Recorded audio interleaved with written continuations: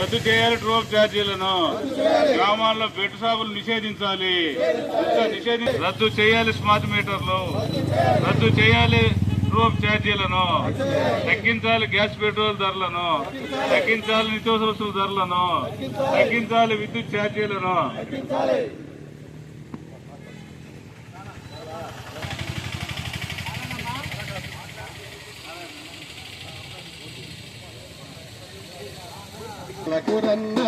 కూలి సంగమండగా ఉంది వేగరార చేరగా హక్కులతో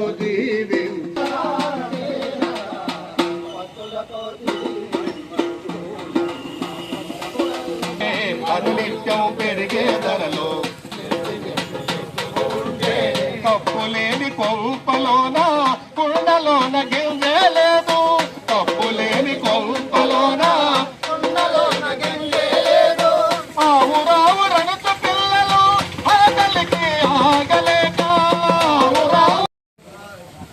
సేన గారు కొంచెం ముందుకు రండి మీరు.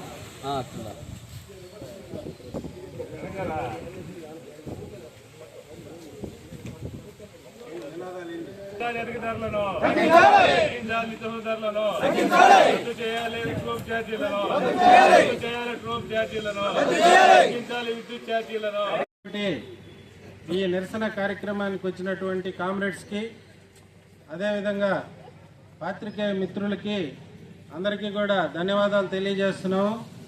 ఈరోజు కూటమి ప్రభుత్వం రాష్ట్రంలో వచ్చింది చంద్రబాబు నాయుడు నాయకత్వంలో.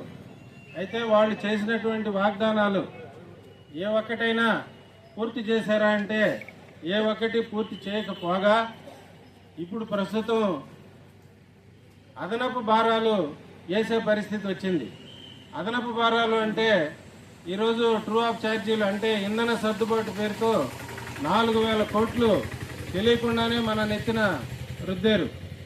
అంతా అక్కడ ఆగకుండా మళ్ళీ 7,000 కోట్లకి మళ్ళీ ఇప్పుడు రంగం సిద్ధం చేసి మొత్తం 17,000 కోట్లు ఇంధన సర్దుబాటు కింద ఈరోజు విద్యుత్ ఛార్జీలు పెంచడానికి కూటమి ప్రభుత్వం సిద్ధపడింది.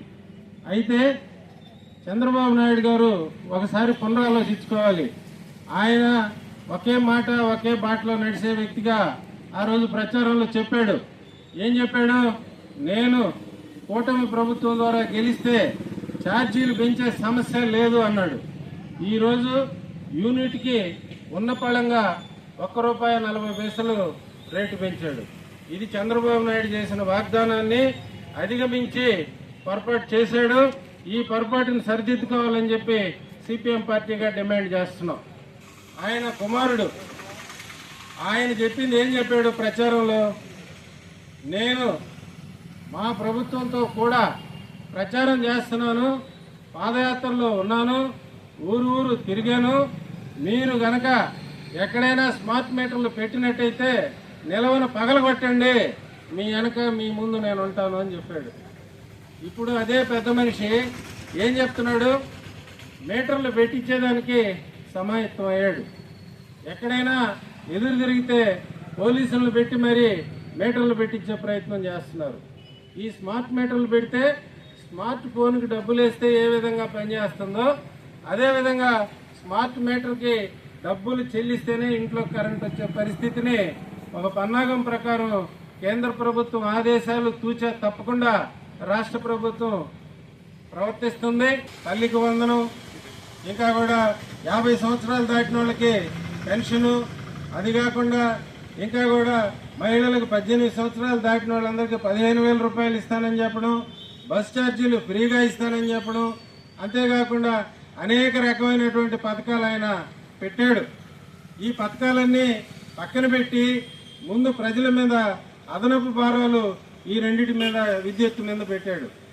ఏ అవసరమైతే ప్రజలకు తీవ్రంగా ఉంటుందో ఆ అవసరాల మీద ఒక బోధుడు ఆ రోజు ఏం చెప్పాడు? ఆయన ఏం చేస్తున్నాడో ఆయనకే తెలియడంలా. ఒకరోజేమో రోజుకు ఒక రకంగా ఆయన అవతారాలు మారుస్తూ బీజేపీ ఏం చెప్తుందో ఆ బీజేపీ చెప్పేదాన్ని కనుసనల్లో ఆయన అమలు చేసేదానికి సిద్ధపడుతున్నాడే తప్ప ప్రజలకి మంచి చేసే కార్యక్రమం ఒకటి కూడా చేయలేదని ఖచ్చితంగా మేము చెప్తున్నాం. కానీ వాటిని ఏం చేయాలనే స్పష్టత కూడా ఈ రోజు కూడా లేదు. ఎందుకంటే మేము కూడా పంచాయతీల్లో ఉన్నాం కాబట్టి మాకు అర్థమవుతుంది ఇది పవన్ కళ్యాణ్కి ఎంతవరకు సమంజసం. ఆ శాఖ మంత్రిగా ఉండి మొన్న మాట్లాడుతున్నాడు, నేనే గానా హోమ్ మినిస్టర్ గానైతే దాన్ని అటు చేద్దును దీన్ని అటు చేద్దునని ఒక మహిళ అని కూడా చూడకుండా కించపరిచే విధంగా ప్రవర్తించాడు. మరి ఆయన శాఖను ఆయన ఏం చేస్తున్నాడు అనేది ఇప్పుడు ఫస్ట్ అర్థం చేసుకోవాల్సిన పని.